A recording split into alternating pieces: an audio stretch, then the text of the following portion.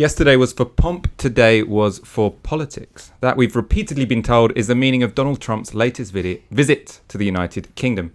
But it's not clear what political consequences will emerge from the trip. To my mind, it's just confirmed two things we already knew. One, Donald Trump wants to carve up Britain's public sector for his corporate pals. And two, when faced with a choice between defending a racist or standing up for the target of racism, the Tories will side with whoever they judge is most powerful.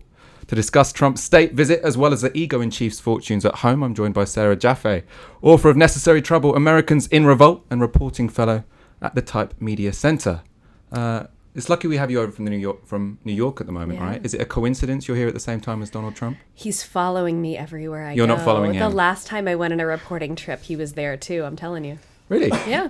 He was in Ohio when I turned up in Ohio. Oh, we're going to talk about Ohio later. We are. Also in the studio, I have Hussein Kesvani. Hi. Journalist and fellow podcaster. You'll be weighing in on the Tory Trump loving and talking about your newly released book, Follow Me Aki, the Online World of British Muslims. Thank you for inviting me. I'm pleasure. so excited. It's a pleasure to have you on. I've come on your trash feature as well, you know. Yeah, trash feature. I feel like when you were on, I wasn't around much because like I was editing a bunch of pieces at the same time. So I vaguely remember like just jumping between two rooms while you were recording. I was very offended, I have to say. Yeah, so I'm trying to make it up to you this time around by only kind of editing one while we speak. All right, we're going to start with the press conference. This is the big moment of any political visit. I mean, there's not much to show when he met the Queen. So obviously the scripted bits are really dry, but some of the Q&As were notable. So we're going to show a few highlights right now. Or are we? No, not yet. Okay. The screen in here isn't working, so I've got no idea what's going on. Right. Okay, so some of the things. I'm going to give you some intros to what happened.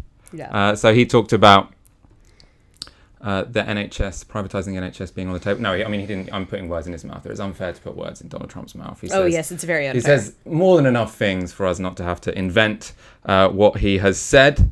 But somewhat unhelpfully to Theresa May, I think. He said that, of course, the NHS would be on the table in any future trade deal.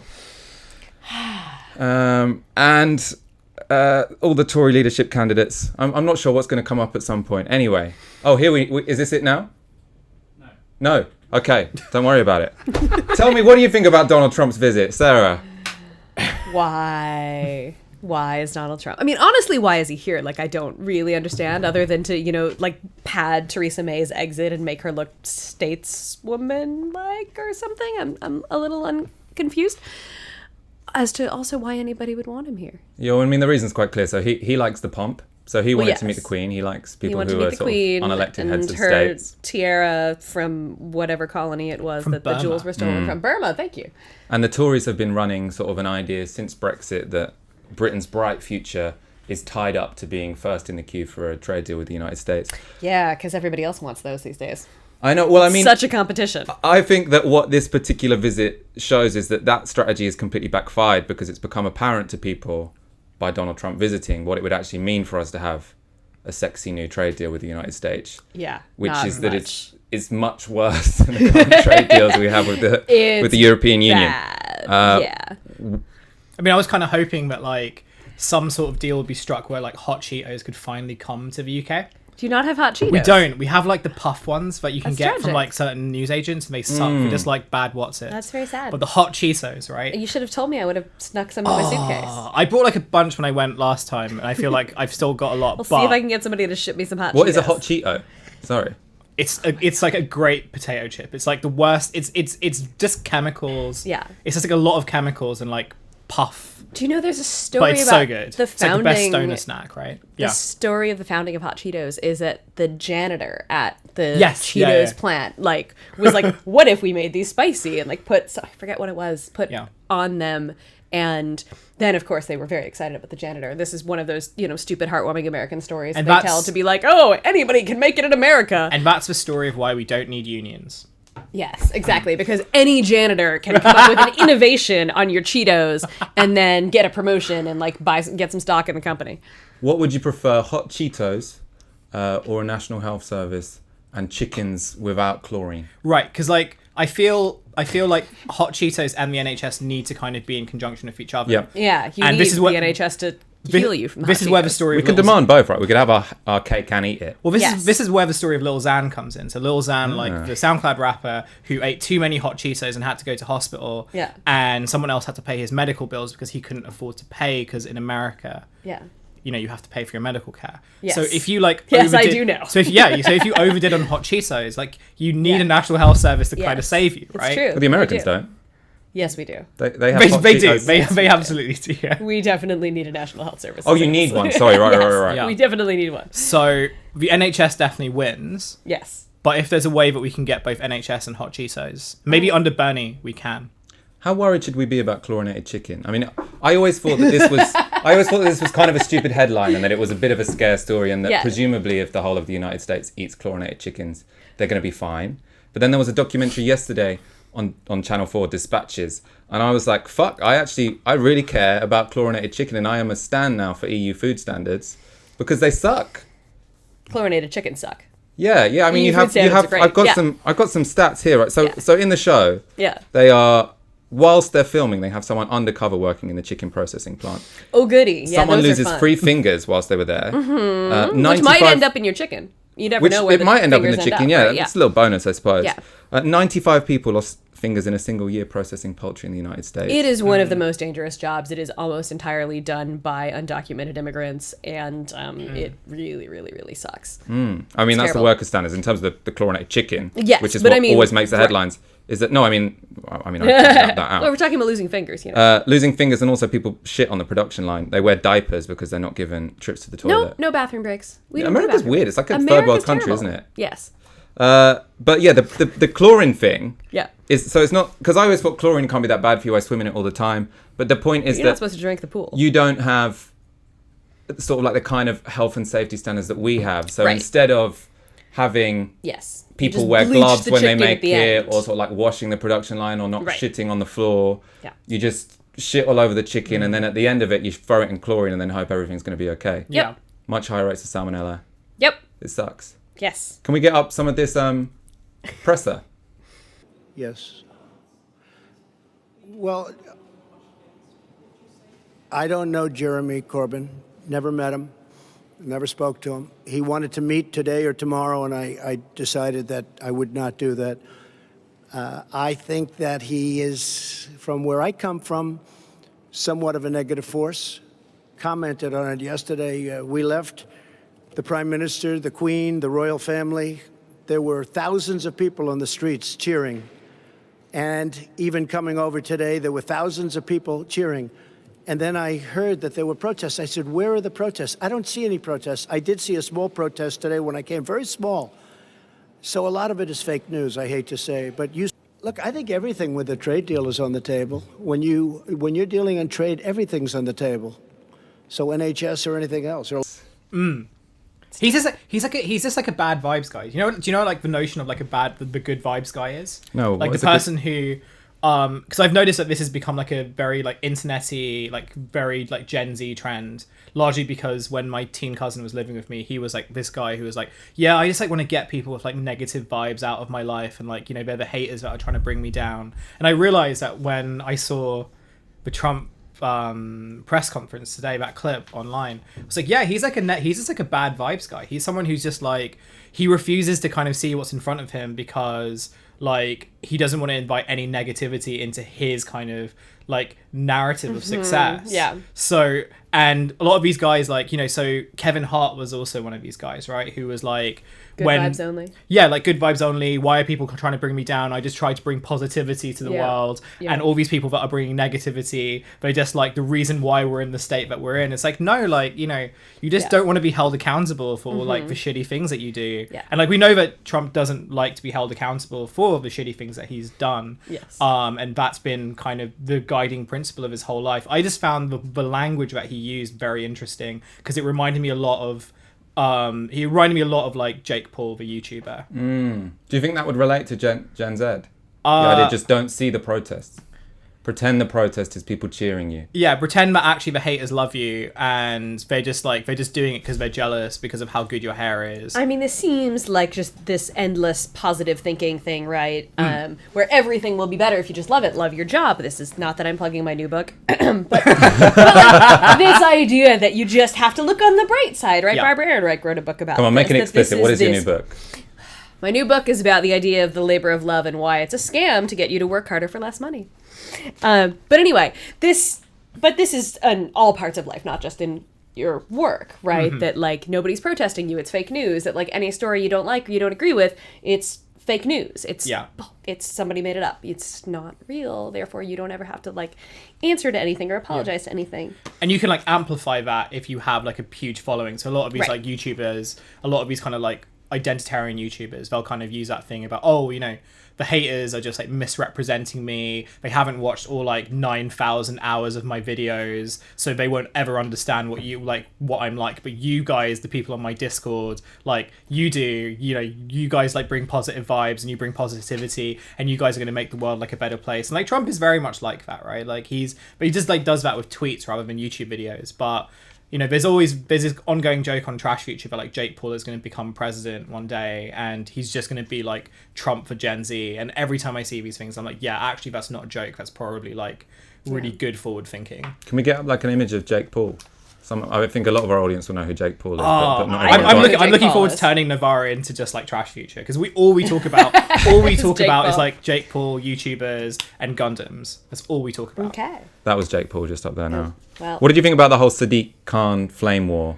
Oh, like it was to be expected, wasn't it? You know, there was that he didn't Yes. he tweeted about Sadiq Khan like on the plane. On the plane, we can get that up now. I think he hadn't even landed, and he already used his 1 hour of free Wi-Fi to just like go, just to go. Wait, you get 1 hour free Wi-Fi? I mean, I didn't. On Norwegian on Air. Air Force One. Yeah, This is he can have whatever he wants on there, That's true. right? He can have whatever he wants. on Norwegian Air, you get 1 hour of free Wi-Fi. And when I Yeah. discovered it last year, it was like one of the best moments of my life was discovering I got 1 hour. It's like I can go on Twitter. Oh my god.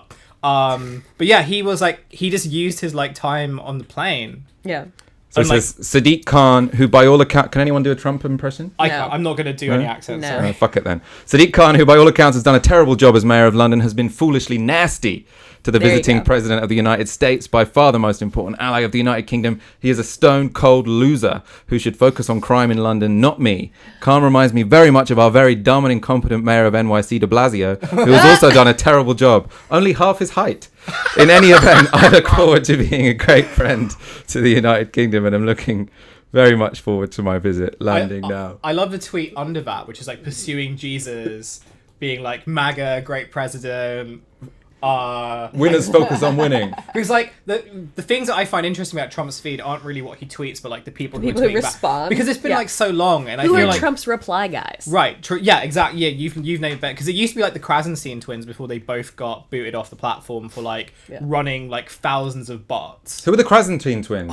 Come on, you have to fill us in on all of these things. Where do we begin? I think This is good though. I feel like I'm learning a lot. yeah, they're like these two. I think they're these two tech guys. Like if Riley's watching this, he's probably getting very angry that I've like misrepresented the Krasenstein twins.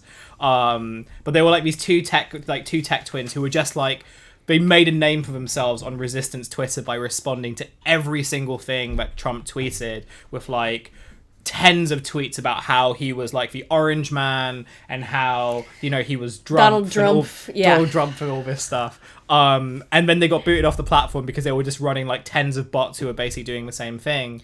So now if you go onto Trump's tweets, like it's a mixture of people still calling him Trump, but also like these That'll do it. very weird That's kind going of to like solve the problem. evangelical Christian pro-life accounts who just like post like really badly made memes of like, you know, Trump MAGA winning, you know, all that stuff. Yeah, it's very, I don't know, it's very interesting. So they were like resistance people who made resistance bots. Yeah. They were like the people who just made the resistance really tiring. Like I think even for like very Hashtag resistance. earnest resistance people that I know who are like centrists and stuff are just like, I just don't want to tweet at anymore because number one, it's boring, but number two, like it's just like my tweets are kind of being buried under all this kind of like all these bots who are just like not really doing anything. It's just become this very tiring experience. I want to find because we obviously many of Britain's columnists have jumped at the chance of becoming the hashtag resistance as Donald Trump visits. So I'm looking for the Hadley Freeman tweet. Oh, yes. Where, I can't find it, whatever. She says that the Queen giving Trump a book was shade. So the Queen gave Donald Trump, I think Literally. it was a signed, not a signed copy, but an original copy of Winston Churchill's copy of a rare book. And it's such quality shade from the Queen. Fucking own. Winston Churchill would have loved Trump. Yeah. Do you think? Yes.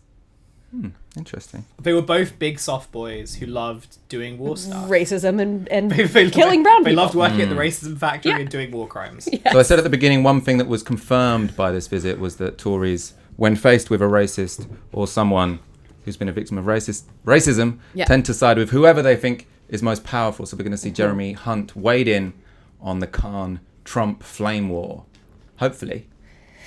In a totally extraordinary move, the Labour Party, not just Sadiq Khan, but Jeremy Corbyn, have decided they want to boycott this state visit of the President of the United States, hosted not by Theresa May, but by Her Majesty the Queen, a visit that is not about the relationship between politicians, it's not about party political policies, it's a relationship to celebrate a partnership which 75 years ago saw 1 million American servicemen in this country prepared to risk their lives for our liberty. And for Labour to say that they don't want to be part of this at all on the day when they've been in the papers because their candidate in Peterborough is alleged to have liked an anti-Semitic tweet, when Labour HQ has been accused of turning a blind eye to terrible behaviour. For them to do that is just pure virtue signalling, John, and I'm afraid it's not about principle.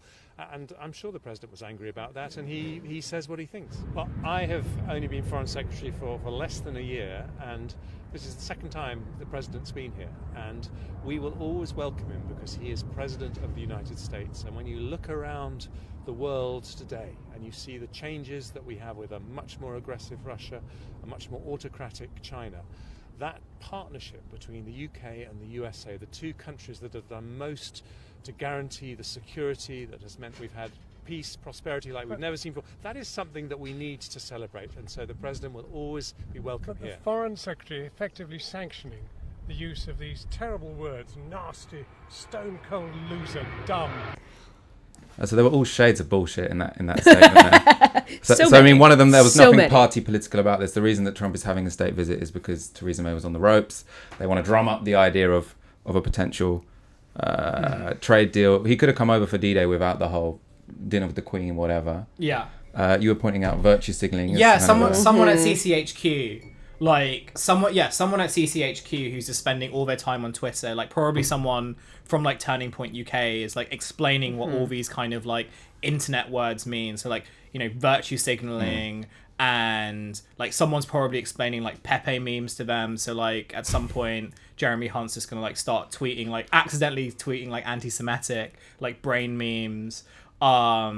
Like, yeah, I feel I'm not convinced he actually knows what it means, and usually that means that like someone in CCHQ is just giving them briefing notes without kind of adding context to them as part of their internet strategy. Well, the more worrying thing at the moment is it's not even CCHQ, so CCHQ, Conservative Party HQ, because there's a leadership campaign going on. Oh yeah, we're getting sort of like all the crankiest elements of all these Tory candidates coming out because they're trying to appeal to the Tory grassroots. And whichever people have attached themselves to them, thinking that like Jeremy Hunt is the one who's going to be the guy, right? Exactly. So now they're all doing the culture war things. You've had Dominic Raab saying like, I'm not a feminist, and showing off sort of like his big guns in the Times. Yeah. All Does of he this actually shit have big guns? To be fair, I mean, maybe we can get a picture of Dominic Raab, but one thing he had was big guns. I will trust your opinion. He kind of strikes me as like the guy who played RoboCop in the bad RoboCop movie that came out recently. I think he was a pro wrestler. He's a bit more like American Psycho, though, right? I mean, it's quite dark. What, Patrick Bateman? Yeah.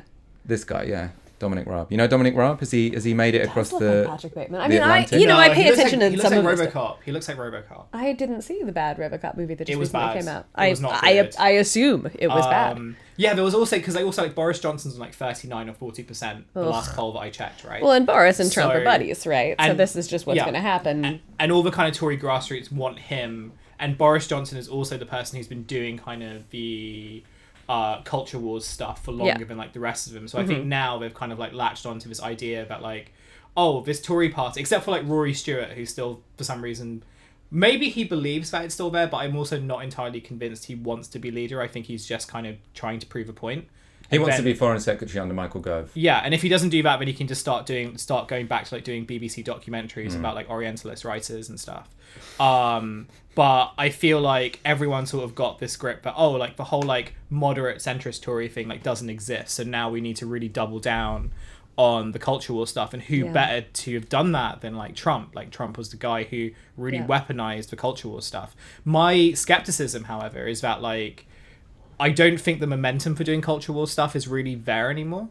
Well, it probably isn't within the Tory membership, right? Right. So the point is that it's probably not a particularly successful strategy for appealing to the country later on. Yeah. Well, and you're certainly not going to differentiate yourself from the masses by being Boris Light, right? Like, what is the point of every single one of them trying to sound exactly like that? Except for like Matt Hancock, who I'm convinced is just like a Tory accelerationist. Like he's the guy who's just gonna like come up with the weird shit ideas. He's gonna be the one that's like, we're gonna take the NHS budget, cut it, but also we're gonna use that money to like build a giant Mecca. I mean, it's become apparent you know more as in about... Mecca the Gundam, not Mecca as in like Mecca. You know more about internet culture than me.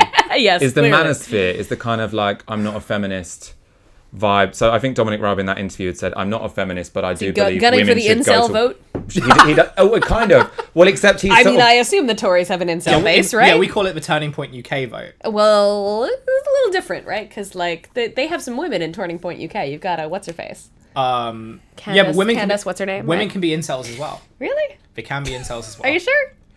You know, right? This is I feel like the thing here. about the incels is that like all they do is sit around on the internet. Well, now did you see the article about how they're all getting plastic surgery to like be more attractive that was so they can get weird, laid? right? Yeah. It's terrifying. But like, yeah, the whole point of the incels is that they hate women and blame women for not having sex with them, right? So like, I mean, women could technically, I guess, be involuntarily celibate. I'm not going to say that. The but person who like, invented the term incel was a woman, right? was it? Yeah.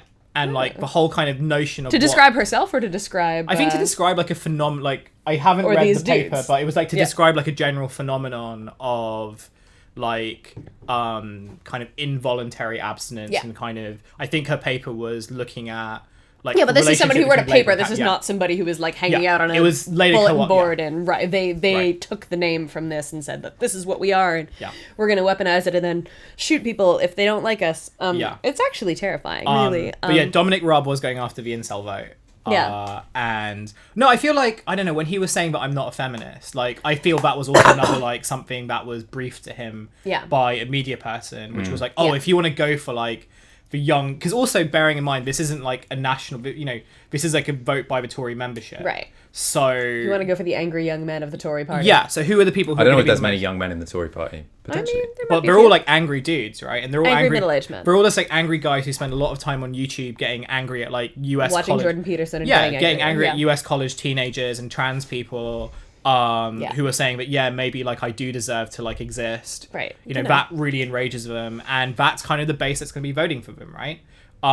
So they're playing towards that crowd. They want to be like the culture war prime minister. Ugh. And they also know that by being the culture war prime minister, they'll get on really well with Trump, and they'll also get on really well with all these other like fucking reactionaries that have kind of popped up without this much attention, like Modi being the biggest guy, but also like, you know, Bolsonaro, like all these guys, you know, all the Bolsonaro's tanking though. He's not cool anymore. But also like the, you know, Bolsonaro's not cool anymore. He's not cool anymore. He's really unpopular. Everybody's realized that he's an idiot, doesn't know what he's doing, in addition to being, you know, a violent racist asshole, which he always was. The bandits keep outsmarting him. Yeah, he's not very. Anyway, I want to move on to how Trump is faring in the United States. Oh, We've got a real life American in the studio. I am your token American. I will be here summer, but that's another story. Yes. I want to talk about impeachment.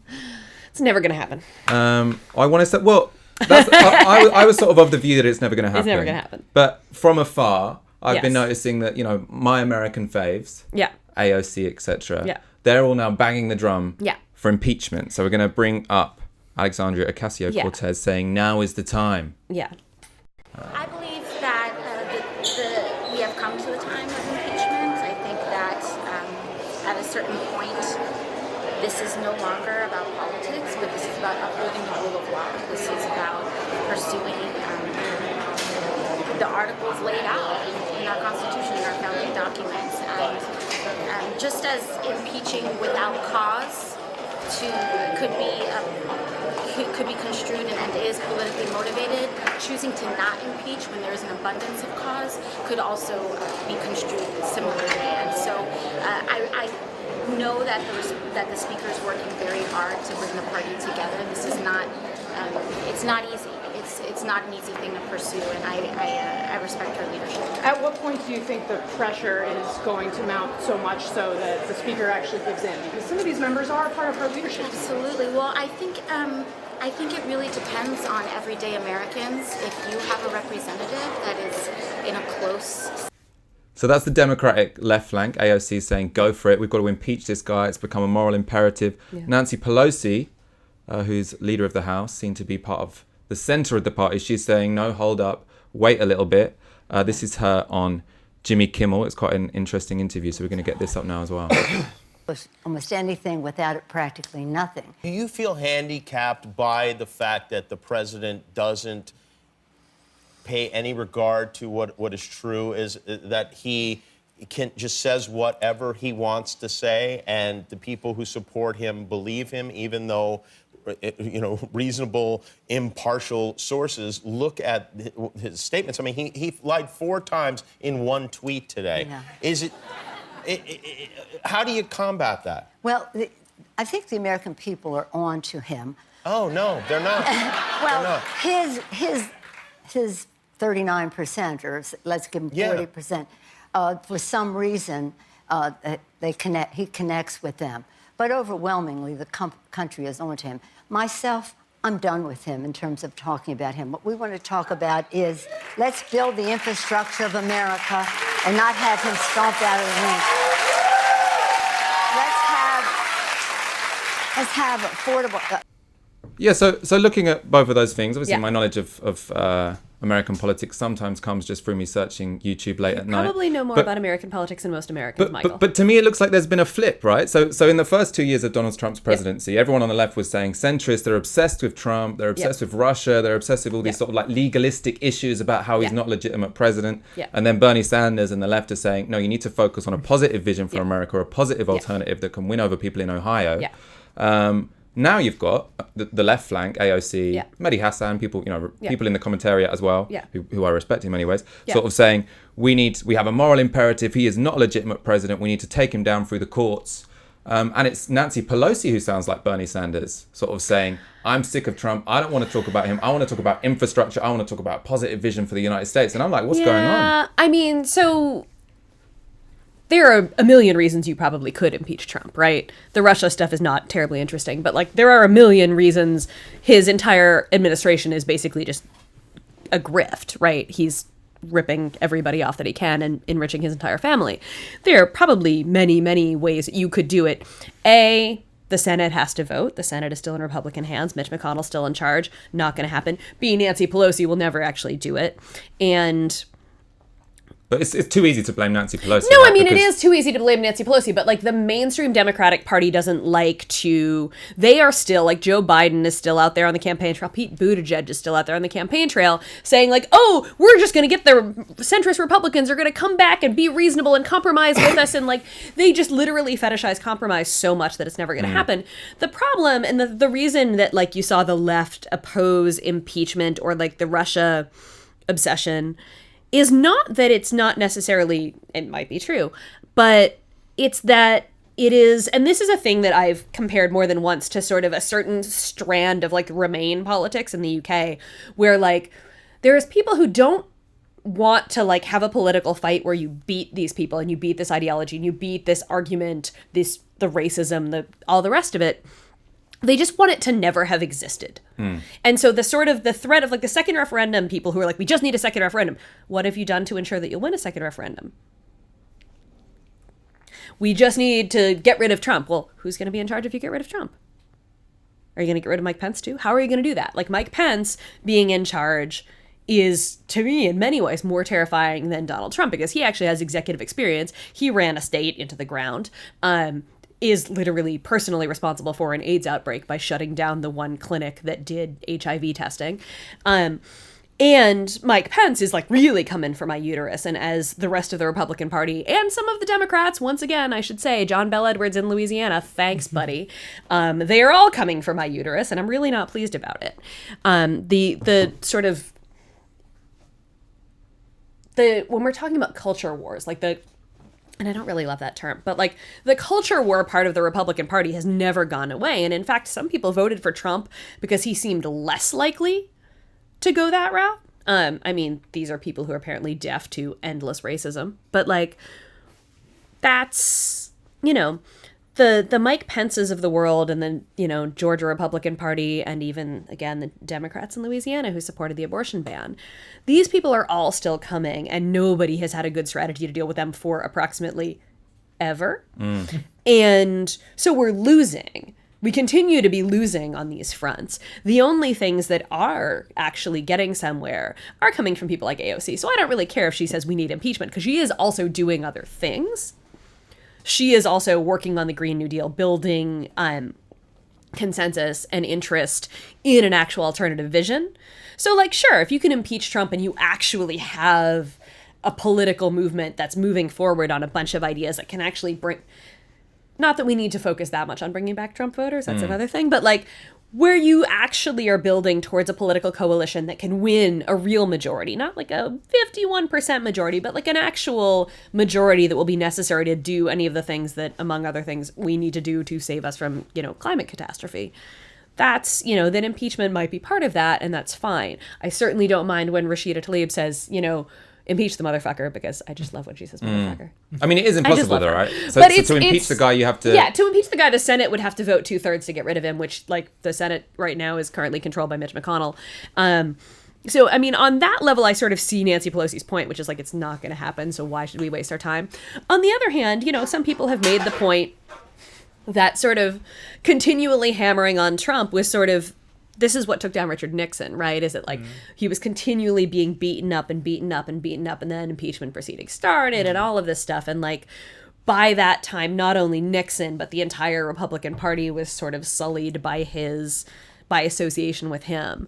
So, there are arguments that talking about how Trump is illegitimate, whatever, can be a good thing. But I think you actually have to have a much better argument than like, Putin, something.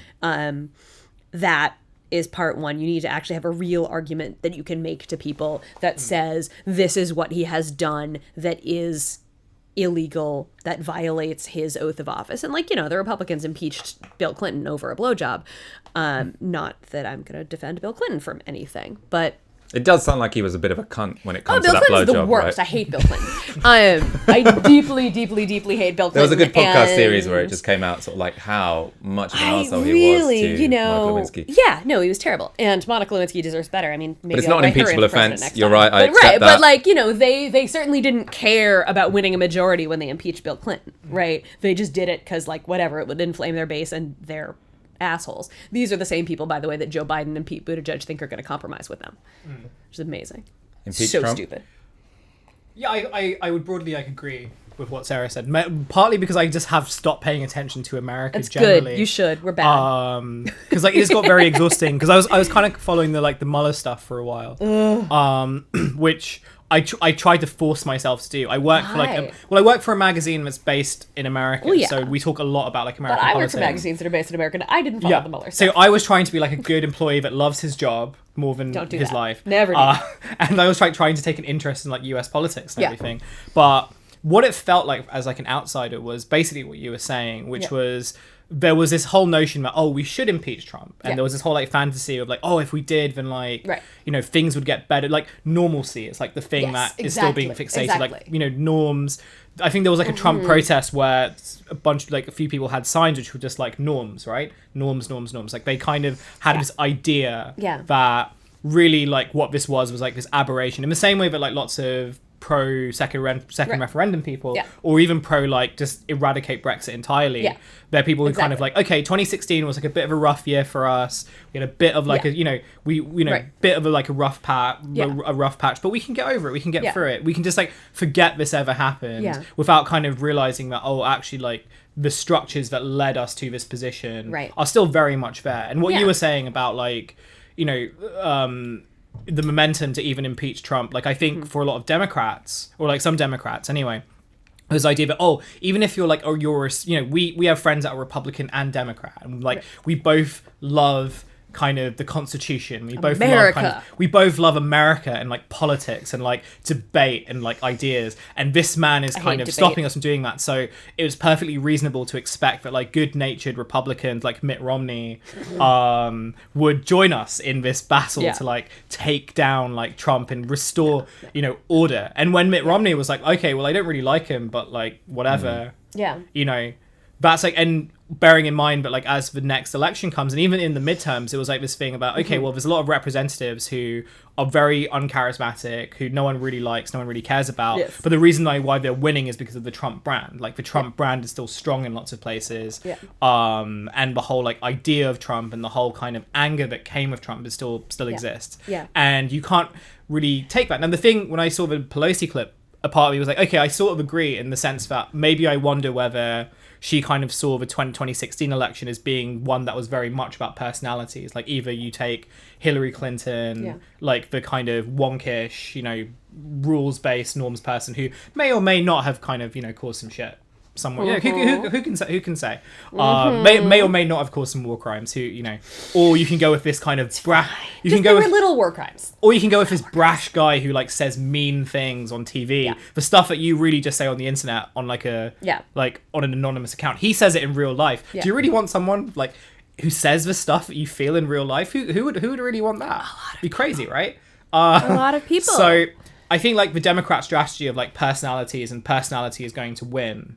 Like, I think Pelosi feels that and is maybe like, okay, maybe now we need to kind of have a vision of what it should be. But even that you can see is like this uncomfortable position to be in because she still hasn't quite processed that this has happened. She still hasn't quite processed that like these, reasonable centrist candidates like Pete Buttigieg and like Joe Biden aren't getting the momentum that she expected them to do. And this narrative of like, people in America just want like a compromise candidate who like takes the best of both right and left. Yeah, the third way is dead. Right. No, it's there is a good-sized chunk of people in both of our countries that think everything was fine up until 2016. Yeah. And, there are people who thought everything was fine until the Brexit vote, and there are people who thought everything was fine until Trump was elected. And that's not as many people as we think. It's certainly not most people, right? A lot of people were very aware that they were fucked before 2016. And the loudest voices in the sort of hashtag resistance are what Jody Dean called like the mobilized middle, right? It's these people who did think everything was kind of okay until then. The Krasenstein twins and their army of bots. Exactly. We're real America. But like, so after, Trump gets elected and I'm like, great, what am I going to do now? What, like, as a journalist, what is it my job to do? And the thing that I hit on was sort of like, I know a lot of organizers around the country now because of all my years of reporting, and I'm just going to do like this ongoing sort of series of interviews with as many of them as I can, because there's a bunch of people who have just realized that, as my favorite Occupy Wall Street sign said, shit is fucked up and bullshit. And they are looking for something to do. And meanwhile, there are, thousands of people in the US who had been organizing on the border, who had been organizing against deportations, had been organizing migrant workers for, decades, because like Bill Clinton's the one who started building the border wall, y'all. And most of those pictures that came out of migrant kids in shelters were actually from the Obama administration. So, figuring that like there's a bunch of people who legit maybe weren't aware that this stuff was happening, and they need to be connected to people who have been organizing around it, like giving the sort of best faith opportunity that I can to people who really are just waking up to something. And it has had some good results. Like, it has changed New York State politics, among other things. And you don't want me to go down that rabbit hole because it's really boring. But like, the other part of it is the people who are just sort of the hashtag resistance, and they think that like the way that you resist is you tweet a lot.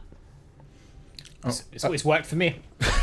In a moment, we're going to get onto the book. Yeah. But first of all, you're watching Tisky Sour. You're watching Navarro Media. As you know, this show is only possible because of your kind support. So if you are already a subscriber to Navarro Media, thank you very much. If you are not, you know what to do. Go to support.navarromedia.com and donate the equivalent of 1 hour's wage a month. As ever, please like this video. It means more people see it in their news feeds. Subscribe to Navarro Media's YouTube channel in case we do any more emergency shows. I think we're likely going to have some more coming up soon. Share this on Facebook, share this on Twitter. Keep your comments coming. We always love them. Let's go to the book. Hold it up. The book. Show the cameras. It's there, but here, where can I do? Is it here? Yeah. I'll do my best. Yeah, that's good. It's up there. That was it. Hello. Okay, it's about the online identity of Muslims in Britain. Yeah. I want to start with the title, right? So the title is Follow Me, Aki. This is what someone said to you online when they were inviting you to join ISIS in Syria. Just a normal night. Yeah. Must happen all the time, right? I hate it when it keeps happening. It was a Thursday evening, I remember, or like a Friday morning, because it was like at 3 a.m. and it was back in 2015. I was a dog's body at a TV station, desperately aspiring to be a centrist columnist at the Observer newspaper. That's a true story. Really? Yeah, that's a true story. I was very glib back then. I got radicalized by unemployment. It was great. It's an easy job because you get to write the same column every week and you've got a job for life. So yeah. I mean, I interned at the Observer a couple of times, and it's a good scam. When I went into like the comment meetings, I was like, this is a pretty like easy job. I don't understand why they get paid so much for it. Anyway, ISIS is much more interesting than the Observer columnists. Come on. Yeah. As you know, Okay. Okay. So Alison's gonna kill me when she sees this. My PR person. She's like, you need to do more serious interviews. You can't just like talk about ISIS. Like ISIS and like Gundams and stuff. Anyway, so I at the time. Lots of British kids were going over to, like a good amount of British kids were going over to Syria. Lots of European Muslims were going over to fight with ISIS. And it was also really easy to contact them because they were all on like Kik, they were all on WhatsApp, they were all on Signal and Telegram and all these places. So if you wanted to be a journalist and talk to them, you would and they would also put all their tags on Twitter, so you can just add them really easily. They really wanted to talk to people about why they were doing things largely out of propaganda. So the news organization that hired me were like, okay, so you're the only like brown Muslim kid working in our newsroom, so you should do this job of like contacting ISIS kids and seeing like why they're going over and seeing if you can get an exclusive interview. So I spoke to a bunch of them. A lot of them were just like, we're not speaking to you because like you're working for the enemy, which is a normal experience. True? Was it kind of true in that case? Well, you know, I feel like if all bosses are enemies anyway. Yeah. Yes. So in many ways, they were just like way ahead of the curve than I was at the time. The ISIS kids had it figured out. I'm gonna get arrested when I go out of here. Just to clarify, the ISIS kids didn't have it worked out. Then there was this guy who was willing to speak to me, and his name I don't know his real name to this day. I don't. Because there were lots, he used this name called Abu Antal, which is like a kunya, which is a religious name that these fighters gave themselves once they went to Syria. And part of that was because they wanted to kind of emulate like these great warriors of Islamic history, but also part of it was to kind of retain anonymity, largely for protection for their families. Like they were like, I made this choice to go, but I don't want my family to kind of be like affected or like being hunted down by the media and stuff. And like sometimes they would if like a person's name was uncovered, but for a lot of these British kids who we don't really know about, a lot of whom are dead, but some of them are probably in camps on the Turkish border, like we still don't really know a lot about who they are, which then opens up this question of like, is this guy like dead or alive? And I don't know. I was speaking to him for a few months, trying to get him to kind of come on camera and being like, hey, you should come talk to me. That never happened. But what ended up happening is we had these weird conversations that sometimes were about me wanting, like him saying, you should join ISIS because like we've got it all figured out here, and like your relationship with your religion is confused evidently. So you should come here and like everything is simple and everything is like, I feel so much better because I was just as conflicted as you were, and when I came here everything was like, made more sense. And then other times he would just ask me like kind of strange questions. So he'd ask me like what particular football scores were, or he would ask about what was going on in like UK news, because they only really had access to the internet for a short amount of time. What I found really funny was that even though they were in Syria and even though they were living out these war fantasies, they were so addicted to the internet that you could tell that like they were really jonesing when they weren't like able to check online for like a couple of days. And that was why so many of like the Western kids, like they just spent so much time on the internet, on like Tumblr and Twitter and everything, just like posting propaganda, posting Instagram videos of like living in these like empty mansions and stuff. It was just like because they were addicted to the internet, and like my relationship with this guy was weird because I too am addicted to the internet. So it was like, hey, we have this really weird similarity, despite the fact that like I'm in my bedroom and you're in a war zone. That's like so weird. So that's how it started. And then as I was thinking about that story, I was like, there's a lot more interesting stories about religion and technology that we don't really speak about. And I kind of say to people that like this is more of a book about digital culture than it is about religion. It's more that religion was like religious community was like one lens to look at this particular thing. But in the book there are stories about like people who kind of occupy multiple identities online. There are people who have like anonymous accounts where they troll people. There are accounts where people who are like conjoined to like the manosphere, even though like the secular manosphere is like very kind of hostile to Islam, like they still find homes there. So it's this idea that you can kind of occupy multiple identities that you wouldn't think necessarily like go together, that aren't necessarily congruent, but are, when you live an online existence, you can kind of make it whatever you want to be. And I sort of wanted to see what those possibilities were. I mean, it must be an interesting book to do interviews for, because in a way, it's sort of like, I feel like the guiding thesis is sort of like there's so much to Muslim identity online, but then because the title is about the ISIS kid, it's like everyone asks you about ISIS. Yeah, but it's like also a good way to start the conversation. Because like my worry was that, this is just going to be like a very stale academic book. Because in many ways, like a lot of the stories are a bit, not to like sell my book here or anything, but a lot of the stories are pretty stale, right? They're pretty much like... Yeah, you shouldn't say that. Your publisher's going to be annoyed about that. She's going to be like, you said what? There are lots of interesting stories in there. But like some of the stories are kind of just like people who are doing very simple things. They're like, okay, we're using a WhatsApp group to kind of form our own kind of prayer space because the mosques that we are in like aren't built for purpose. And sometimes that's because like the people who run them don't want to like do the work to kind of extend kind of women's prayer spaces. In other cases, it's also, our mosques have tried to do that, but like planning permission isn't letting us do that. And planning permission is very political. So there are lots of kind of local councils who are like, we don't want to like expand mosques in our area because, lots of our constituents don't want that, because they're being told that actually when a mosque is being expanded, they're building like a military base in like, I don't know, fucking like Preston or something.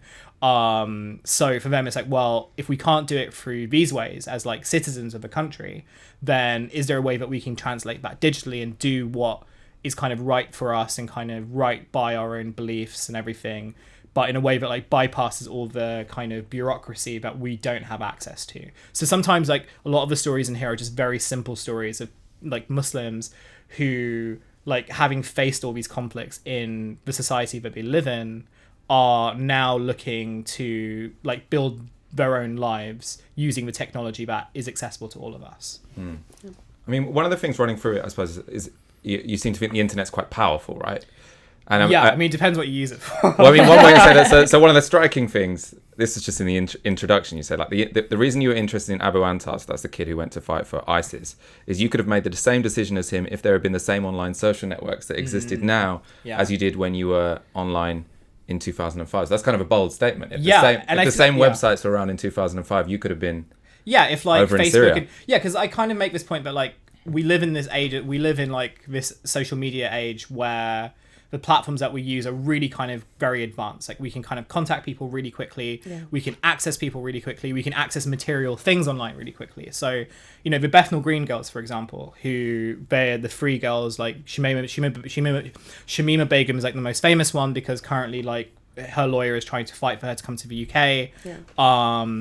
You know, they got to Syria in a very short amount of time by connecting with someone via Tumblr, who then connected them to someone on WhatsApp who was like, we'll pay for your plane ticket, we'll pay for your transport out from Istanbul to Gaziantep, which is the borderland of Turkey, Syria, and then we'll pay someone to get you through the fence. You know, so that was done in a very, very relatively quick amount of time. And also these girls had a lot of access to material because Tumblr, for example, is this really advanced social network where you know, you can access like videos, you can access personal diaries, you can talk to someone very, very directly that you don't before. Whereas like when I was growing up on social media, like the most advanced thing that we had was like MySpace, right? Oh, God, I don't know if MySpace. you remember MySpace, but it's very clunky. It's very difficult to like really connect with people unless you're spending a lot of time on there. We also don't have like smartphones. So like I had a family computer and I was only allowed to spend a few hours on there a day. So like the time I spent with this kind of quite radical material, because you know, this is like post 2007.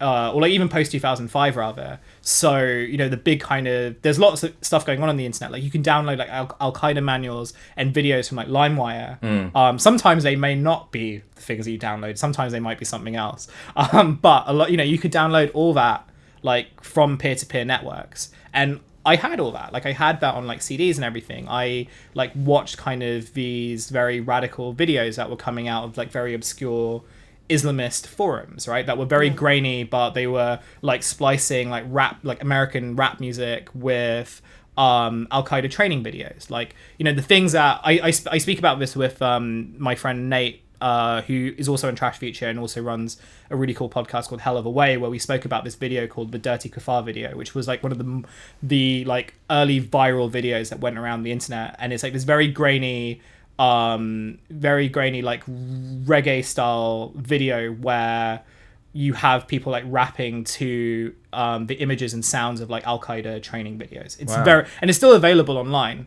And it's, if you watch it, like you will probably get like a flag of some sort, either from your ISP or from like, the government's prevent program.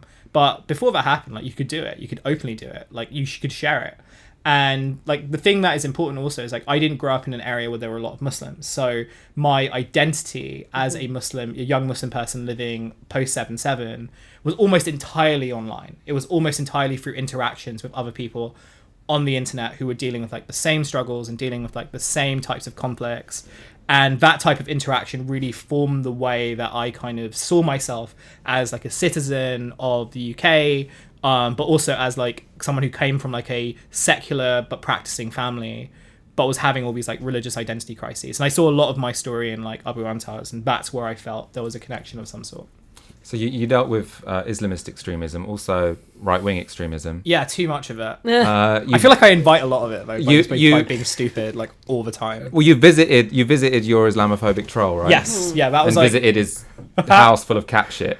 I feel there wasn't really like he said that there might he said that there might be. I feel like there might have been like a little bit on the carpet, but I wasn't sure. Anyway, you can read this one. Is serialized in the Guardian, so we can probably get up that one there. Yeah. But introduce us to this story. How did you come to visit someone who'd been abusing you on Twitter? I don't think he was abusing me, but it was more, I feel like abuse is a strong word for him. Although what he was doing was that for like a couple of months, he had been sending me like Islamophobic content, but I had seen before, right? So like sometimes there would be images of, quite vulgar stuff, but also quite bizarre. So it'd be I feel like you spend so much time on the internet. Yeah, I feel like to troll because anything someone sends you just like I've seen that. Yeah, downloaded that from LimeWire when I was 15. You know what? You sent me that picture of like a pig with shit on his balls. Like I've seen that a million times. Like, go on, like go off, I guess. But he would like, so he said, so one thing that stuck in my head was that he sent me this picture of like a pig with like halal written across its back, and like very original. But it's like also like I've seen that a million times. It's like, okay, fine, I know what that is. Now usually these trolls, like I get them every so often, and they'll send me something like maybe once or twice, and then they'll kind of, when you don't respond, they'll leave you alone. This guy was sending me stuff like semi-regularly, even though I wasn't responding for a long time. So sometimes they would be like things like, Islam's like an evil religion, or like it's like the religion of Satan. Sometimes he would send me like pro kind of Christian stuff that he would find on YouTube, even though I don't think that he was really a practicing Christian. He would just like find these videos on YouTube and send it to me. Sometimes he would send these images of like, quite like demeaning pictures of the Prophet Muhammad or of the pig with like halal on his thing. Basically stuff that was like acknowledging that I was a Muslim online with like a semi kind of, a bit of a profile, someone who wrote about like Muslim issues or like talked about it online. And for him, it was like, okay, so your identity is like in direct opposition to mine, and this is how I'm going to interact with you. I got in touch with him partly because when I was writing the book, I knew I would have to write a section on Islamophobia, and I wasn't sure how to do it. So it was like, I could just do it based on data that's available, and there's a lot of data that's available. But I felt that like the stories that were being told, we already knew. So we knew that like Islamophobic or anti-Muslim content was like had skyrocketed, like has like seen this consistent level of like increase over the past few years. We know that Tel Mama like records a lot of data. We know that like the like various police forces around the country collect a lot of data on this as well. So like statistically, like that's been proven, and we all know this, and we also know that like police need to do more, or not even like, but also just like I don't want to like be like pro police on here. I'm pro police. Well, I'm not anti. I think the police do a lot of fucked up things, but I don't want to. Wait a minute, I gotta. They do a lot of fucked up things, but I don't want to abolish the police. I think you need the police. So we know like, but what my drag me. What my thing and. We can go there later. Sorry, go on. No, at the same time, I think that there's this kind of, when we spoke about this a bit with the Trump stuff, which is that I think that there's this assumption that trolls are bots. So like they're just kind of these faceless things that do stuff, and like what I wanted to show is actually no, these are real people. Like I'm sure like some of them are bots, but also a lot of them are real people. They're real people who spend a lot of time online. Yeah. They don't interact in the same way that like younger people do, but they also are just as obsessed with the internet as everyone else. And the way that they're interacting with people is based on the communities that they come across. So I got in touch with him partly based on the idea that like I felt that actually getting into the mind of someone who is willing to spend that much time sending me stuff would be like just interesting. And at the same time, it was also just like I wanted to write something different about this issue that affects all of us, like when it comes to like trolling like minority groups, whether you're like Muslim or LGBT or like a woman and stuff like that, or if you exist in the intersections of them. So that was how it kind of came across. And then it took me a little bit of time to convince him, because he was kind of like, oh, are you just gonna like write like a shit piece about me? Which I don't know, because like I tried to contact him about this. I was like, this is happening, they're going to serialize it, so are you okay with it? But he didn't like answer. And the account that I got him on, which was True Brit, or True_Brit, like that had been deleted. And I assume a lot of it is also again based on assumptions. I assume that it was because he had like violated Twitter's like terms of service or whatever, which is what happens. Really to so many difficult to do, apparently.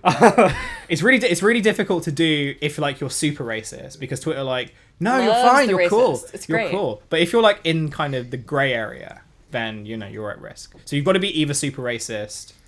Like if you want to stay on Twitter, you've got to be super racist. That's my pro tip. So that's how it kind of came across. I was very fortunate that he would let me in. He would like let me in to kind of spend a few hours with him. And like that's how it kind of came across. And it was really interesting for me because I didn't really know what to expect. I had like various, because I've done a bit of trolling in my day. So like too much of it. It's like I just invite all this stuff. So like I kind of knew. In a parallel universe, there's some centrist Labour politician saying, and this guy, he just kept replying to me all the time. So I DM'd him and I went round his house. There was, I mean, hopefully there's not catch it on the floor anywhere. And then he was made a candidate for Change UK. Exactly. It was Chugo. Yeah. So that's how it kind of happened. And yeah, it was really interesting because it challenged a lot of my perceptions of what a troll was. But it also kind of reinforced a lot of kind of things that I sort of knew about the internet, which I feel that, judging by the response that article got, a lot of people weren't aware of. I mean, in what way? How did it challenge your view of what racist trolls are like in real life? It challenged my view in the sense that like what I was taken back by was like the sense of sincerity. So I always assumed that like trolls were just people who didn't really take themselves that seriously, didn't even believe what they were doing, or they didn't really believe in like the kind of comedic things that they were trying to do. But this guy, like, even though he knew that he was pissing people off and he was deliberately trying to be provocative, there was a certain degree of like sincerity in why he was doing it. Like he believed these things.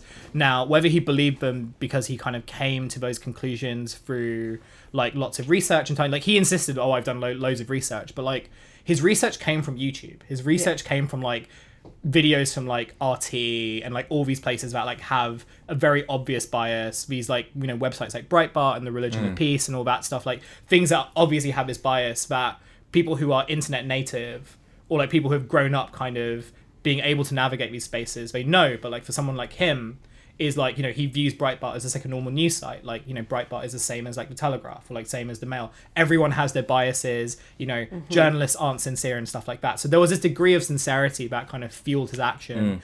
And that sincerity also kind of restrained him as well. So like, during our interactions, like he never kind of directly attacked me as a person. Even when I came to his house, he never directly attacked me. It was always like he always had like a bit of distance. It's like I'm talking about like the religion. I'm talking about Islam. I'm talking about Islam in relation to kind of all these things that I've seen online. So it wasn't, because I've had trolls that have been very personal in terms of their attacks, and he wasn't like that. So I think that restraint was surprising. What I wasn't surprised about was just like the situation he was in. Like a guy who spends that much time online, like has personal issues, and he had like family like stuff going on. He, and this is a really important point because it's kind of like I feel that we separate digital culture from like material real world culture a lot when we write about the internet and talk about the internet. And the most important thing is that actually no, they kind of exist in the same world, right? Yeah. Like your interactions with the internet are also very human experiences as well. Like you're just translating it and using another language to express kind of your material feelings. But if you're feeling isolated in the material world, if you're feeling like you're not getting anywhere, you're like the life that you wanted you couldn't have in the real world, you're going to translate that to the digital space, right? You might do it through different means. You might do it through like an alternative identity. You might do it under an alternative name, but like those that lived reality translates online. So that was what I was trying to kind of get to with this piece, and I hope that I was able to do that. I'm going to do my final question on this book, and then we're going to go to audience questions on anything we've spoken about tonight, or anything else, indeed. So I suppose when I was saying earlier that it seems like from your book you think the internet has quite a lot of power, it relates to your last point, which is that a lot of the people in the book sort of come to YouTube or Twitter or primarily YouTube, I think, sort of searching for meaning. And depending on what rabbit hole they go down, they end up in quite a different place as a person. So your kid who went and joined ISIS, he was sort of like a 24-year-old kind of city boy, living quite a comfortable life, but looking for meaning. So he said. I don't... Yeah. I mean, that's another question. How do you know he was not bullshitting about everything? I don't... So in the conclusion... Are you sure he went to Syria? I mean, he sent me pictures that seemed to be like... I wasn't able to like backtrace them to anywhere else. So I do think that he went to Syria. But I don't know any of the other stuff he told me, like whether that's true. He like described kind of a very lavish kind of financial boy lifestyle. And even if that wasn't true, like I say in the conclusion, even if it wasn't true, like the fact that he kind of carved this narrative of like, I had all the material possessions in the world and I gave it up to like fight for this cause. Like that's a very powerful narrative. If again, like you're going to the internet feeling like you lack personal meaning, and you come across this guy that's like, I've been in the same place as you. I've also felt lost by like, the virtues of Western capitalism, and now I'm going to reject it by joining this movement that believes in a different kind of society. Sorry, I intervened on my own question. so where I was going to go with it was that people, or many of the characters in your book, they sort of come to the internet looking for meaning, and depending on what rabbit hole they get taken down on Twitter, they could end up as an Islamist extremist. They could end up as, obviously there's some demographic differences depending on whether you become a far-right extremist or an Islamist extremist, or you find sort of like quite liberatory forms of religion and different Novara ways that you can Media. Understand your identity on Novara Media, indeed. So given it matters so much sort of what rabbit hole you end up going down, I mean, what do you think about the responsibility of social media companies to intervene in terms of, or to direct people and guide people down the rabbit holes which are less damaging? I don't have like a full answer to this, because I feel that like one of the great things about the internet to a degree is rabbit holes, like the idea that you can find really interesting stuff. And I grew up in like the suburbs of England, like South England, right? Like it was a very kind of boring village that I grew up in, and for me like a lot of my time was spent on the internet because it was profoundly more entertaining, and I learned a lot of stuff, a lot of really good stuff, like a lot of stuff I was interested in, like the things that kind of led me towards like studying like history and politics, or like going into journalism and stuff, all came from like my interactions with like the online world and meeting people who when you come from a place where the people that you've grown up with like take particular career paths, or like the way that they want to live their lives is very kind of not something that you're inherently comfortable with, but you don't really know if there's an alternative. Like the online world provides that space, and I think it's really important to do that. Also because like online can be a really safe environment for that. So I think the issue is more around safety and safeguarding, and one of the things I always come back to is like the use of moderators. So I don't know if like any of you guys were on forums, like spent a lot of time on like forums and stuff, but like the traditional forums which would have moderators, which would be like, we want to facilitate a conversation, we want to facilitate debate, but like we're not going to tolerate things like racism or sexism or like, you know, personal abuse and everything. And like there's a free strike policy, and once you've done those free strikes, then you're out. But you have like a human moderator who like you could interact with, and part of the online experience is also being able to feel like you can speak about anything without like the fear of being doxxed or the fear of being piled on. And as we've kind of headed towards internet 2.0 or 3.0, like that's changed dramatically. So you now have like, you know, even now with all the kind of damage that Facebook has caused, it's still very hesitant to be like, hey, we should like roll out moderators across like the boards. Well, you'd have to pay people. Yeah, that's another thing too, right? So like, you know, have actual human moderators. Yeah, it would be work because it's even more complicated than that, right? Because you'd have to ban stuff without moderate. Because the point is, if you have a space where you moderate against racism, etc., then the racist will just create an unmoderated space. Although I suppose that could end the rabbit hole situation. If also like they've tried to do that with Gab. Right, like platforms like Gab, and like Gab has failed like massively. Every time they've tried to build their own platform, it's always fucked up. What is Gab? Sorry. So Gab is like if Nazis had Twitter, that would be Gab. When the Nazis started actually getting kicked off Twitter, Yeah, like a few of them. Them. It's true, they do struggle to make their own spaces, don't they? So Alex Jones sort of flopped once he got and like Twitter, Tommy Robinson, and why no Stephen platform works. And they're still trying to do it because for them it's like they don't really know how to build like an online platform, and they also don't know about like to build an online platform that works. You need to kind of, it can't just be like I'm serving this particular demographic, because you might as well just like make a forum then, right? That's what forums were for. You can't build a social media platform based on like this demographic of people who are angry because when they say the N-word online they keep getting banned for some reason.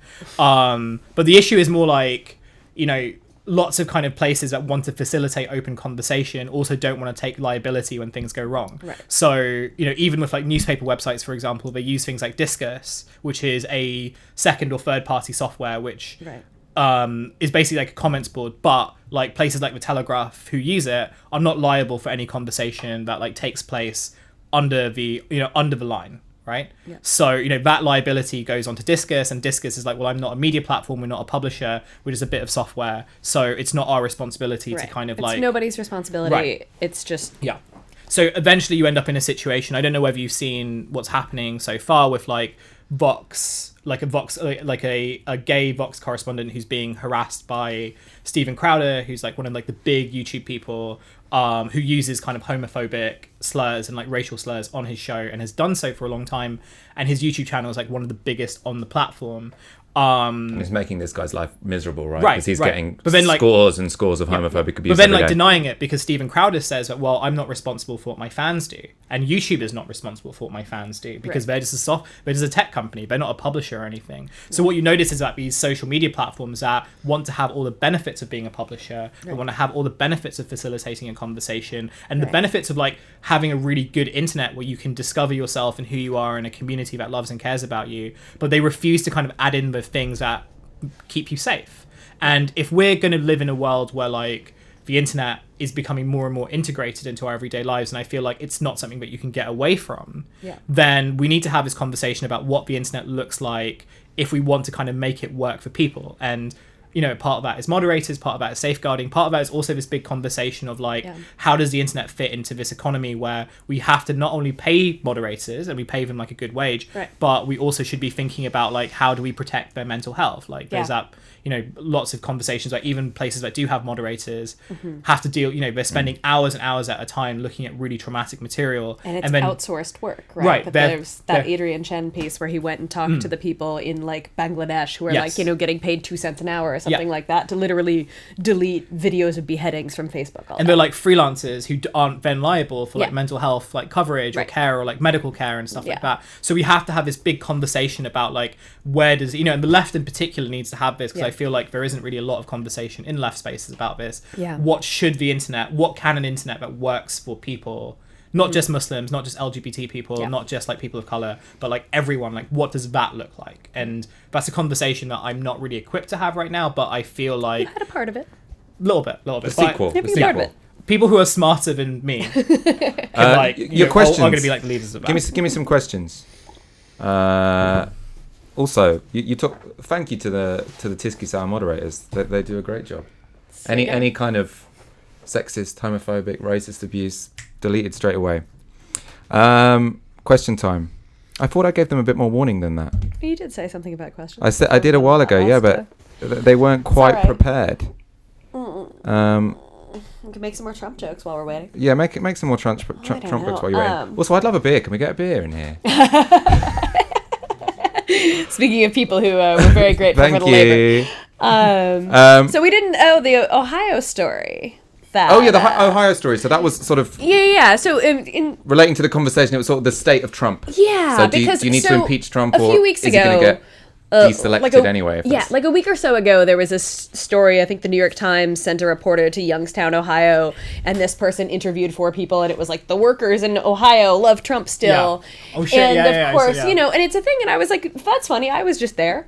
Yeah. I was just there covering this plant closing, and it's this iconic sort of General Motors auto plant at Lordstown, which was very famous in the 60s and 70s, early 70s, for having a series of strikes by these radical workers who were just kind of like, actually, maybe work sucks. Yeah, maybe it's bad.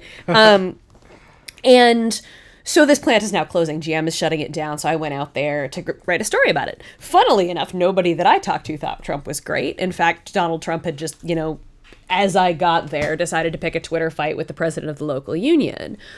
But, this is a place where Trump literally went to Youngstown, Ohio on the campaign trail and said the jobs are going to come back, right? The jobs aren't back. The jobs are still leaving. And the question, again, of who is actually putting forward a politics for these people there. This one guy really loved Bernie Sanders. He's actually in a Bernie video. His name is Chucky Dennison. He's in a Bernie video now. He's great. He was literally making hand-printed Bernie signs and putting them up all over the place. But, we really do need an answer for these people, sort of like we need an answer for your Islamophobic troll, right? It's like, this guy has no job. He's sitting in front of his computer, or he's got a crappy job. But, until and unless we actually have a politics that has some answers for these people, that isn't just kick all the Muslims out of Britain and leave the EU and then everything will be fine. And let people be racist online, right? Which seems to be an answer for lots of these guys. Yeah, right? well, yeah, I think that's this sort of ongoing thing. And so you get the Trump country story that is just you go and you find the worst people in the world who still love Donald Trump, but. I talked to plenty of people who don't love Donald Trump, but also, and I did this in Indiana too, shortly after Trump was elected, went to the Carrier plant. It's the same thing, right? These people don't think Trump is the greatest thing that ever happened to them, but they also didn't think Hillary Clinton was going to do anything for them. So did you notice a change? Or, I suppose... Because So in Ohio, right, some of these back, people, did any of these people vote for Trump in 2016 who have now turned against him? None of the or folks these that I people talked to who on this never trip. liked him Yeah, in the there are first some place? people who did and who are now kind of what has he done? And, even when I went to Indiana, and this was the March of 2017, so it was, just a couple months into Trump being president, there were already people who were like, well, he said he was going to do this and this, and he's not doing that. He's just sitting on Twitter, talking shit, basically. And so, there's plenty of space to come in and win over some of these people. Yeah. Some people who are just literally motivated by being the worst people in the world are always going to love Trump, and there's nothing you can really do about that. But there are people who legitimately are looking for something, and that just impeaching Trump, I guess, to bring this back around to the original question, just sort of offering to impeach Trump isn't going to solve any of these people's problems, and it's not going to make them less racist. Yeah. All right. Phil BC, question for Sarah. What do the US left make of Brexit? I presume there haven't been factional splits on the US left when it comes to Brexit. Well, one of the things that happens is a lot of people will just kind of be like, why doesn't Jeremy Corbyn just back a second referendum? And I have to sort of patiently that happens in the United people. States. Oh, people think that all the time. Oh my God, there's no escape. No, I after I came back from the last time I was here, and my editor at the American Prospect, thank you, Dave, convinced me to write a piece about Brexit, and I basically did it just to kind of explain that, no, it's not as simple as, Labour is the Remain party and the Tories are the Leave party, and, so there's a lot of projecting of Trump onto Brexit, which, again, I think there are some similarities, obviously, but I also think there are some differences. And so I think a lot of Americans only pay attention to politics in other countries when like something has immediately happened. Yeah. And they don't follow the day to day. And so when the Brexit vote happened, people were kind of like, "Oh my God, this means Trump could win." Well, it did. But there's not a lot of following of like the day-to-day negotiations of what's actually happening. People will kind of wake up in the morning and be like, "Whoa, what happened? Theresa May is resigning?" But like, one thing I've been thinking about with that was also like, because that narrative was sort of weaved, whereas like Brexit is automatically like linked to Trump, even though it didn't really make a lot of sense, like tentatively. Yeah. But because that narrative was weaved, we're now in this situation where it's like, well, the people who are like pushing for like reckless no deal situation also happen to be like aligning with Trump because we've set the kind of the terms of the conversation have been set that way. Yeah, and Trump is happy to oblige, right? Which is why like even if like you disagree with like, you know, left Brexit and stuff like that, that like I felt that like that should have been a conversation that should have been accommodated like a lot more, just even if that meant this like changing the boundaries of like how you could discuss this topic, because now it sort of feels like you're in this situation where I don't even know what it feels like now, but like I feel like before it was kind of like, you know, you either go for like, you know, you either kind of cancel Brexit completely, which means that you're a liberal, or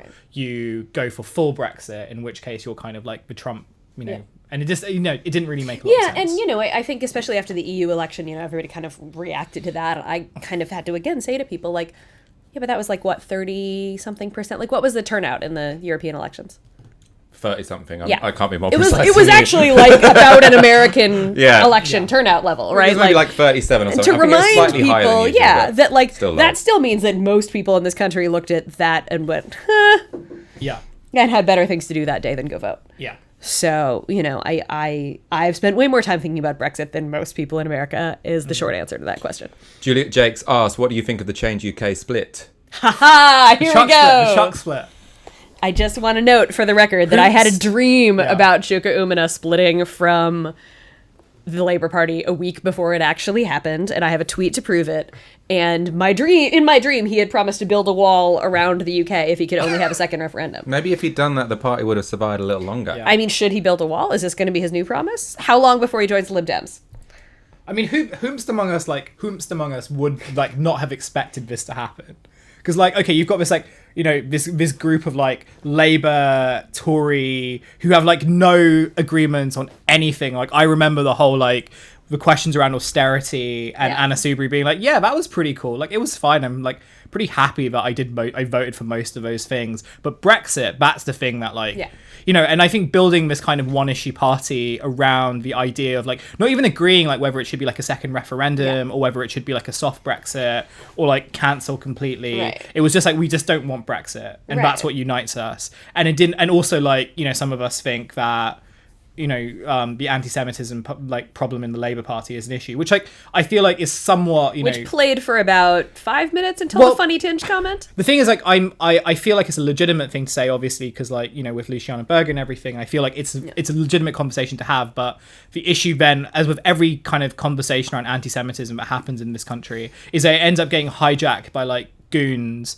who like not only don't know how to speak about racism, but are also very, very willing to be like, yeah, the anti-Semitism in our party is fine because actually we're just talking about cultural Marxism, and I learned that when I was 16. But you liking a tweet on Twitter from someone who says that like Israel's doing bad stuff in Palestine. I'm a Jew. So it's like, so it's like, right. So it's like super, super messy. And to have like a political party which was really functional on that idea of like just not even kind of protest, but just like dissatisfaction, but not quite sure what the solution is. Like it was always going to fall apart. But now what I'm interested in is now that Anna Soubry is head of Change UK. Oh my god! Like what happens there? That's the real wild card. Continuity Change UK is a really sad. I mean, there were some good jokes already today. It's 4 Labour MPs who elected a Tory as their leader. Yeah. Really bizarre. Is it though? I mean, isn't the whole point of the split that they want to keep the Tories in power so Jeremy Corbyn never becomes Prime Minister? Well, with 5 people, that's going to be somewhat difficult. Well, you know. I mean, the DUP is holding Theresa May in power at the moment. That's like 5 people. The question is that if a general election happens soon, and like, okay, so if they join the Lib Dems, that's like weird. but at least they're in a party structure. But what if like not all of them get to join the Lib Dems? Like what if would some of them get like rejected for membership? Is that a thing? I mean, I think all of the people who have left will be able to join the Lib Dems. So I think potentially some of the reasons why some of them didn't leave is because they wouldn't particularly be welcomed in the Lib Dems because they still defend the Iraq War. I mean, I think Mike Gates still defends the Iraq War. Yeah. Anna Soubry is obviously very tarnished with austerity, but obviously so are the Lib Dems. So I mean, probably they'd accept. They'd you know, accept Nick Anna Clegg's Soubry. over working for Facebook now, so it's all good. Yeah, I mean, I think this is probably a smart decision by Chuck Schumer and the ones who left, because if they join the Lib Dems, potentially they will be a bit more successful. Maybe they'll hold on to 1 or 2 seats. I just want to find out what the origin story is. Like, what caused the split? Like, was it the European elections and the fact that they were like at 1% and they saw like the Lib Dems had like an unexpected bump, and they were like, okay, I need to join them. In which case, it's very much like they're just acting impulsively, like the origins of Change UK. Like, Change UK was an impulsive act which was designed for like, you know, where there was no real purpose. And now is it the case where it's like Chukwuemeka like still has political ambitions, and he's not going to be welcomed back into Labour. He's not going to get anywhere with Change UK. So why not just like hang out with this like ragtag group of, you know, Lib Dems who might be able to kind of give me another term in Parliament before I go like join, you know, a think tank, work for Facebook. Or go work for like TikTok or something. I don't know. Yeah. I mean, to somewhat rain on the leftist parade, I don't think the collapse... I've seen a lot of people say the collapse of Chuck is an indictment of centrism in the fact that there's no space for centrism in the UK. Well, I don't think that's quite true, the because Lib Dems got a bump. They dissolved basically because the Lib Dems have taken up that space in the political scene. They've quite taken up the we would successfully. like Brexit to never have happened space. I mean, what it demonstrates more than that centrism is dead is that these people severely Bad at overestimated the power of their own celebrity. So these people, Chuck Schumer literally thought he was famous. You know, he thought that if he were to start a new party and he was the image of it, and if he named it after himself, then that would in itself sort of make up for all the factors of not having a party structure, not having any recognition for the party itself. And then it turned out that no one gives a fucking shit about Chuck Schumer. It's a real problem when politicians start believing their own hype and their ability to like con the sort of friendly press for actually vote percentages, you know? Alex Perrine used to always tweet like, your mentions are not the election, and like I feel like a lot of these politicians also need that reminder that like your media hits are not the election. Well, what you'd be suspicious about with the Lib Dems is because Chuck Schumer, I can't imagine he ever wants to be a member of a party if he can't be its leader. Yeah, so they know I mean that clearly, if they let right? him in, he is within like a week going to be maneuvered. So they're about to get a new leader, and within a week, if he joins, he's going to be maneuvering to try and overthrow them and become the leader of the Lib Dems himself. It's like a very, very lame version of House of Cards. I've never actually seen House of Cards. The original one. I mean, never seen either of them. He's just like a guy who just like he's like the guy who plots to get to the top, right? So. Yeah. Well, see, this is why he, you know, if he could move to America, then he could just be like Cory Booker and just run for president. He could just like be David Miliband. I mean, he might as well run for president. Everybody else is. David Miliband's an American guy now, right? Like he still runs the charity in New York, and he still gets to like go on like CNN and everything. Nick Clegg is working for Facebook. Nick Clegg gets to work for Facebook and gets to like wipe Mark Zuckerberg's bottom. So Chukwuemeka just needs to quit politics and join TikTok. Yeah, it's a great plan. Yeah, I think I don't know. Chuck Schumer is pretty irrelevant. I think potentially if what's her face in Liverpool, Luciana Berger. Yeah, I think if she joins the Lib Dems, she could potentially be quite effective for them, because obviously she reminds people of Labour's anti-Semitism problem or scandal or whatever you want to call it. And I think that potentially would be a boon for the Lib Dems. We'll get them more. Yeah, although I feel like we haven't heard that much from her. She's on maternity leave. Oh, that's why. She's busy. I support maternity leave. All right, it's getting quite late, so one final question. It's a leading question, but you can disagree with the import of it. It's from Punkadelic 2. Why do you think that the US left is so much more exciting and active than the UK left? It's not. Expand. Punkadelic 2 presumably thinks it is. The grass is always greener on the other side of the Atlantic. I would love to know what Punkadelic thinks is so exciting about the US left. Like, the DSA, how many members does the Labour Party have now? 500,000. 500,000. DSA has 50,000. We're a lot bigger country. That's a much smaller left. AOC is the new hotness. There are 3 of them in Congress. There is AOC, there is Ilhan Omar, who is my favorite, and Rashida Tlaib, and Ayanna Pressley. So 4. That's out of 300 and some odd members of the House. I wish we were all that exciting. I do not think the US left is all that exciting. I actually think you guys are much closer to power over here. And this is why I kind of keep coming over here to try to nudge people to take seriously some of these questions of power that I think a lot of people here are asking. And I think not enough people in the US are asking, which is, when we take power, who's coming for us and how do we disarm them? Because these are a set of questions we really need to ask, because like the first thing that's going to happen if Jeremy Corbyn becomes prime minister or Bernie Sanders becomes president or even Elizabeth Warren becomes president is massive capital flight, massive capital strikes. A whole bunch of crap is going to go down, like raining like hell. And I at least get some sense in the UK that both politicians and the movement are actually thinking about this. All right, we've got some follow-up from Punkadelic 2 to explain the point. He says the UK left is boring. And then he says the US has the Green New Deal and all sorts of new ideas. So Hussein, you get the final point. I don't think that's true. I think like the UK left is really interesting, and also like we're talking about really interesting ideas around like automation and what do you call fully automated luxury communism, 4-day work week, right? But you guys have really like pushed that boundary. I think that like I feel like with Britons we're just like really fascinated with America for lots of reasons, and they get I mean, it's also easy for me to be like, ooh, the British left is cool because I don't get to stay here long enough to be like involved in all the fighting and beef and bullshit. But like whenever I go to New York and like I hang out with like leftist friends who are more often than not like in the DSA, I feel really excited, and I feel like a lot of it is because there's like the drama in the US is so much like bigger. Like you're taking on like Trump, you're taking on all these like actual ghouls who aren't kind of hiding behind like Eton style like polite language when they're saying they want to take over your rights. They're like, yeah, we're coming after your uterus, we're coming after like your like undocumented children, we're gonna like assassinate you at the border if we can, right? Like so all the stories, even the stories you hear from like ICE and everything, are so like, what the fuck?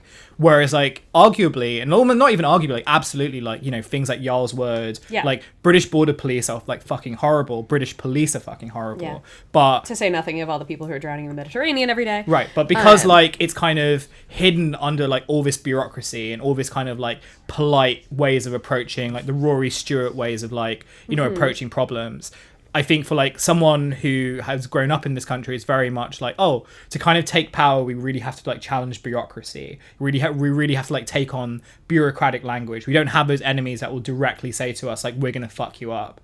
And maybe that's why like America's left seems so interesting.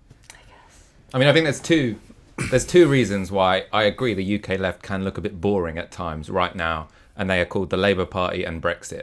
So Brexit is hard, right? Because the obvious there is no obvious left fight to have in whatever. But like, I think we are. I mean, both countries' lefts are in a position where we have more like options for power than we have had in a long time. I just kind of worry that like DSA being 50,000 people is like a really big deal. But also, like, that's 50,000 people out of however many 100 million we've got. Like, that's really, really, really small. And it has to get a lot bigger really fast. And so, I think there's the Labour Party you say, but, like... I mean, to clarify, I think that the Labour Party is the vehicle which is most likely to deliver power to the left. But I mean, whereas you have these amazing characters on Twitter, we have to deal with a bureaucracy which also gives us half a million members, which is fabulous. This sort of... So, like, everybody's focused on the presidential race right now, right? But if Bernie Sanders becomes president, again, aside from massive capital flight and everything else, he has to deal with a Congress that is going to probably still be led by Nancy Pelosi unless we literally have a couple hundred AOCs pop up out of nowhere and win a couple hundred seats in the House, or even 100 seats in the House would be nice. You are going to have AOCs would be sick. A Congress that won't... Oh, it would be amazing. But you're going to have a Congress that won't do anything. And Congress is the one that actually has to do everything, right? Like, Bernie can appoint people to be in charge of departments, of cabinet positions, right? And you can do a lot of damage to those, as Trump and before him, George W. Bush have shown us, and even Reagan. It's not quite as easy to rebuild them with purely executive power. And I mean, I can get real wonky on this real quick. But, like, we're also going to have a Supreme Court that is ruled by reactionaries for the next 20 years until and unless somebody comes up with a better plan than Pete Buttigieg's for packing the court, which is possible. We could do it. But so I think being realistic about both countries' lefts, I think we're doing all right, considering. I think the conversations around the Green New Deal and the Green Industrial Revolution are pretty exciting. I think the sort of series of things that I've seen going on so far with Rebecca Long Bailey this summer are really interesting. I'm going to try to tag along to some of those while I'm here.